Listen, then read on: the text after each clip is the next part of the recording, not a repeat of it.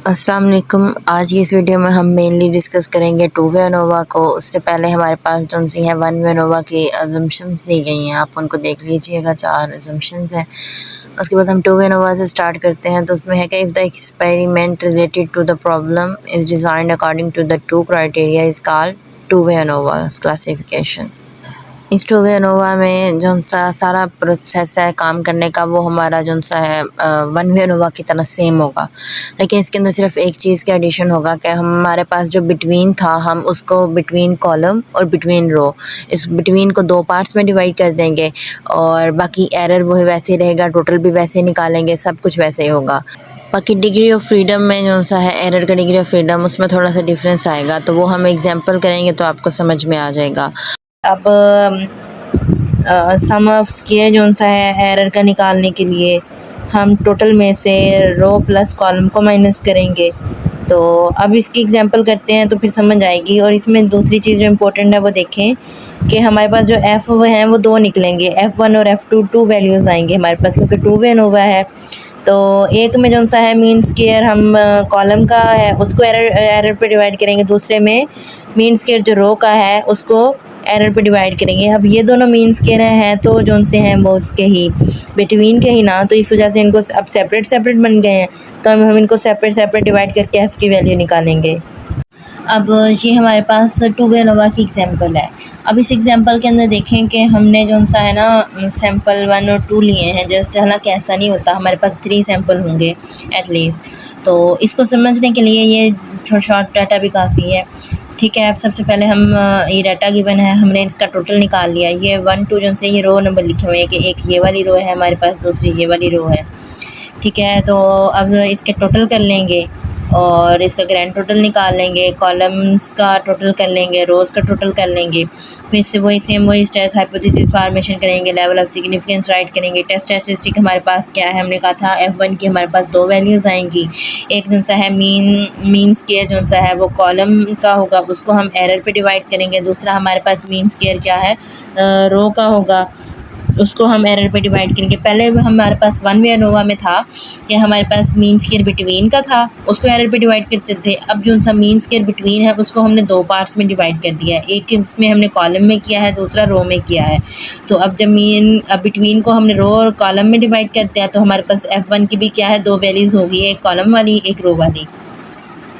ठीक है, अब जो डाटा हमारे पास गिवन है इसकी हम कैलकुलेशन स्टार्ट करते हैं। सम ऑफ स्क्वायर टोटल निकालने का सेम वही फार्मूला है कि जितनी ऑब्जर्वेशन हमारे पास गिवन है हम उनका स्क्वायर करके सम कर लेंगे और उसको हम करेक्शन फैक्टर में से माइनस कर देंगे। करेक्शन फैक्टर निकालने का फार्मूला यही था कि हमारे पास जो ग्रैंड टोटल होता है उसका स्क्वायर लेके नंबर ऑफ़ ऑब्जर्वेशन पे डिवाइड कर देंगे तो हमारे पास करेक्शन फैक्टर की वैल्यू आ जाएगी।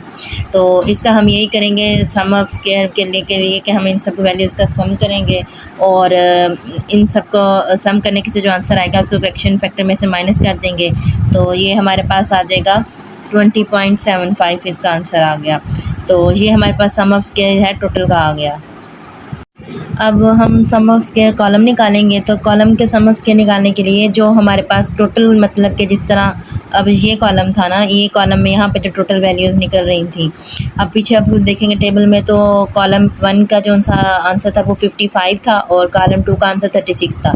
तो अब इन दोनों का स्क्वायर लेके 2 पे मतलब नंबर जितने कॉलम में होंगे नंबर ऑब्जर्वेशन पे डिवाइड कर देंगे, तो 2 पे डिवाइड कर देंगे, इसको डिवाइड करते जाएंगे इस तरह, तो ये वैल्यू निकल आएगी। उसको हम करेक्शन फैक्टर में से माइनस कर देंगे। करेक्शन फैक्टर हमने पहले निकाला हुआ था, वो हमारे पास 270.25 है, तो इसमें से माइनस कर देंगे तो सम ऑफ स्क्वायर कॉलम निकल आएगा। सेम इसी तरह रो का जो हमने सम निकाला हुआ था ना, उन दोनों का स्क्वायर लेके उसको हम 2 पे डिवाइड कर देंगे और इस तरह हमारे पास जो सी टोटल सम निकल आएगा उसको हम करेक्शन फैक्टर में से माइनस कर देंगे तो हमारे पास सम ऑफ स्क्वायर ऑफ रो निकल आएगा।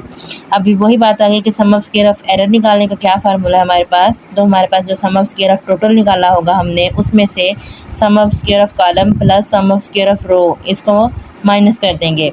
तो पहले हम इन दोनों को प्लस करेंगे, जो आंसर आएगा उसको सम ऑफ स्क्वायर ऑफ टोटल में से माइनस कर देंगे तो हमारे पास सम ऑफ स्क्वायर ऑफ एरर आ जाएगा। अब हम ना डिग्री ऑफ फ्रीडम निकालते हैं। तो डिग्री ऑफ फ्रीडम निकालने के लिए हम क्या करेंगे, जो हमारे पास ना यहाँ पे होगा कॉलम, जितने हमारे पास नंबर ऑफ़ कॉलम्स होंगे ना कॉलम उनको -1 कर देंगे और यहाँ पे जितने नंबर ऑफ़ रोज़ होंगे उसको -1 कर देंगे, ठीक है। तो अब हमारे पास 2 कॉलम थे, 2 -1 1 आ जाएगा, तो इसका डिग्री ऑफ फ्रीडम 1 हो जाएगा। रो भी हमारे पास 2 थी, तो 2 -1 1 आ जाएगा। अब हमारे पास टोटल जो सी ऑब्जर्वेशन थी वो कितनी, 4 थी, तो n-1 होते हैं ना, तो 4 -1 हमारे पास क्या है, 3 आ जाएगा, ठीक है। अब हमारे पास है, आप देखें ये 3 है और इन दोनों को प्लस करेंगे, रो और कॉलम का जो डिग्री ऑफ फ्रीडम है उसको प्लस करके 3 में से माइनस कर देंगे, तो भी हमारे पास यही आंसर आएगा। या फिर जो सा है हमारे पास डिग्री ऑफ फ्रीडम रो का और डिग्री ऑफ फ्रीडम कॉलम का, इन दोनों को आपस में मल्टीप्लाई कर दें तो भी हमारे पास इसका ये निकल आता है। तो मतलब कि डिग्री ऑफ फ्रीडम जो सा कॉलम का 1 है ना, उसको हम मल्टीप्लाई कर देंगे डिग्री ऑफ फ्रीडम रो के, तो हमारे पास एरर का डिग्री ऑफ फ्रीडम निकल आएगा। इसके 2 मेथड हैं, या तो हम ये इसमें से इन दोनों को प्लस करके माइनस कर दें तो भी यही आंसर आएगा, या फिर इन दोनों को आपस में मल्टीप्लाई कर दें तो भी हमारे पास एरर का डिग्री ऑफ फ्रीडम निकल आएगा। नेक्स्ट हमारे पास हमने ये सम ऑफ स्क्वायर निकाले हुए थे, तो इनको वैल्यू पुट कर देंगे। फिर अब मीन स्क्वायर का हमारे पास क्या था, हमने कहते हैं मीन स्क्वायर कैसे निकलता है कि जो सम ऑफ स्क्वायर होता है उसको डिग्री ऑफ फ्रीडम पे डिवाइड कर देते हैं, तो हमारे पास डिग्री ऑफ फ्रीडम तो 1 1 ही है, तो ये जो सम ऑफ स्क्वायर था वही मीन स्क्वायर निकल आएगा। अब हमारे पास जो सा है ये हमारे पास F1 है। F1 के लिए हमने कहा था कि इसमें 2 निकलेंगे, F1 और F2 निकलेंगे F की वैल्यूज़। तो अब देखें हमारे पास जो सी पहली वैल्यू है ना, वो निकलेगी हमारे पास जो कॉलम का मीन स्क्वायर होगा उसको हम एरर पे डिवाइड कर देंगे। कॉलम का मीन स्क्वायर 90.25 एरर पे डिवाइड कर देंगे 30.25 पे, तो 2.98 आ जाएगा।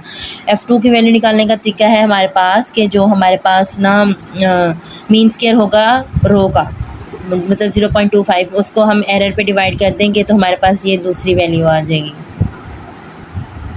ठीक है। अब हमारे पास F1 की जो सी हैं 2 वैल्यू आ गई। अब हम क्रिटिकल रीजन निकालेंगे, तो अब हम मतलब टेबुलेटेड वैल्यू निकालेंगे, तो F अल्फ़ा, और यहाँ पे हमारे पास क्या होगा, कॉलम का डिग्री ऑफ फ्रीडम आएगा और इधर जो सा है रो का डिग्री ऑफ फ्रीडम आएगा। मैंने इसको राइट नहीं किया, आप याद भी रख सकते हैं, यहाँ पे डिग्री ऑफ फ्रीडम कॉलम का और साथ में डिग्री ऑफ फ्रीडम रो का, तो ठीक है। अब हम अल्फ़ा हमारे पास 0.05 था और कॉलम का डिग्री ऑफ फ्रीडम 1 था और रो का डिग्री ऑफ फ्रीडम भी 1 था।